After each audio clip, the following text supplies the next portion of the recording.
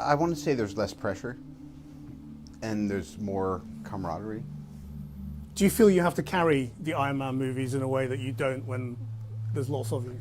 It just comes down, it's just a matter of schedule. I mean, you know, when you're in every shot of something, you know what I mean? Well, it's kind of like doing your own show. You know what I mean? It's not like someone saying, hey, I'll do the next interview for you, you know?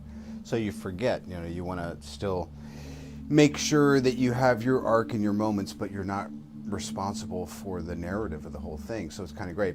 And I genuinely like all the other folks, so that helps.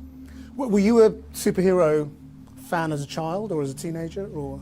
I suppose as a Westerner, as an American, it's just so part of the kind of kid culture, you know?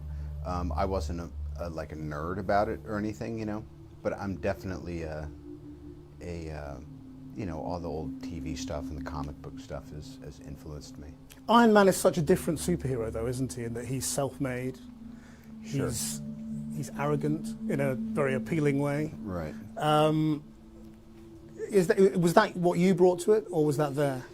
It was always inherent in the comics. And, you know, Stan Lee, back in the 60s, it was really kind of a Vietnam era sort of fabrication, you know, and he was under pressure to keep coming up with new characters, and so he kind of did this mosh of things, and who'd have thought all those years later that it wound up being the character that differentiated this universe from other comic book worlds, and here we are, you know.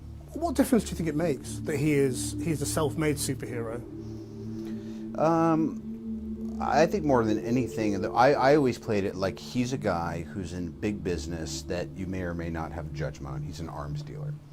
And the metaphoric significance of having a piece of shrapnel from one of your own warheads blow up, and then you actually have to build something to save your own life. I always thought that to me is just, it's kind of a new myth.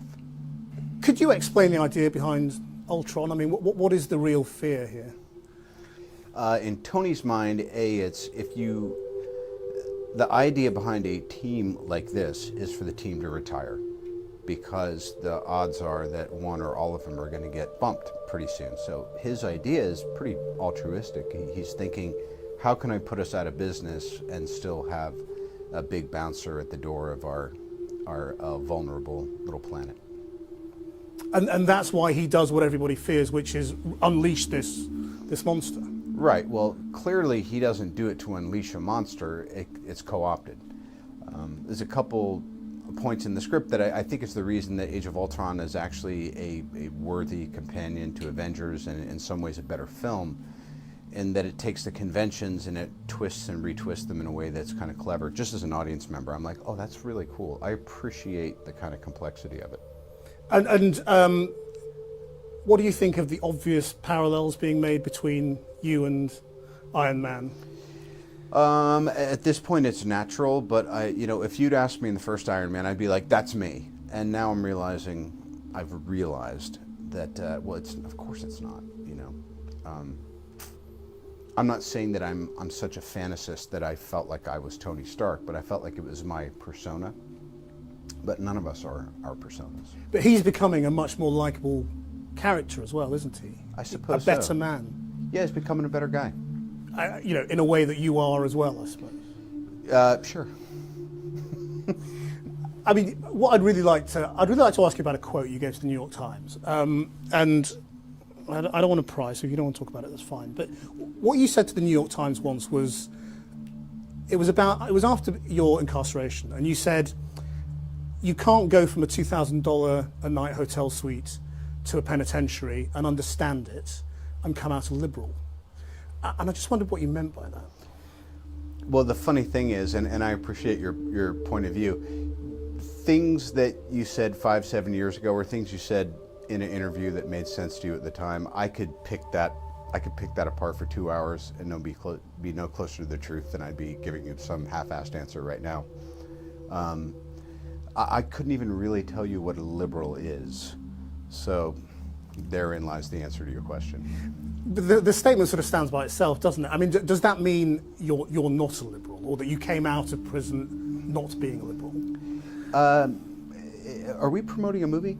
To me, the thing is that I'm certainly not going to backpedal on anything I've said, but I wouldn't say I'm a Republican or a liberal or a Democrat. I think when I was talking to the person who was doing the interview that day, and that just happened to be my opinion.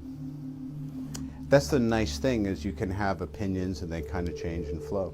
Yeah, well, that's life and that's growing older, I suppose, isn't it? Yeah. I mean, you say we're promoting an interview. I mean, promoting the movie. I mean, obviously you're doing a promotional round of interviews, and that's why we're talking about the movie. But we also would like to talk a little bit about you, and I don't know how comfortable you are, talking about yourself at the moment. You have as much time as anyone else will. Yeah, well, okay, well then let me just ask you a few more questions and you can answer them if you want to and not if you don't want to. I mean, well, I think we've got 3 more minutes on our agreement. Your foot's starting to jump a little bit. You better get to your next question.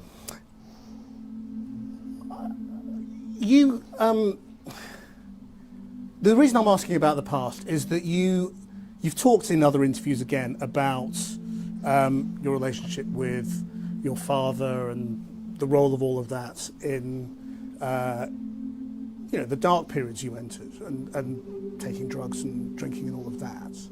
And I just wondered whether you think you're free of all of that, or whether that's still something. I'm sorry, I really don't. What are we doing? Well, I'm just asking questions. That's all. Right. Okay. Bye. Thank you, guys. Are you? Oh, I'm sorry. Your mic. It's okay. Yeah, you're right. Thank you.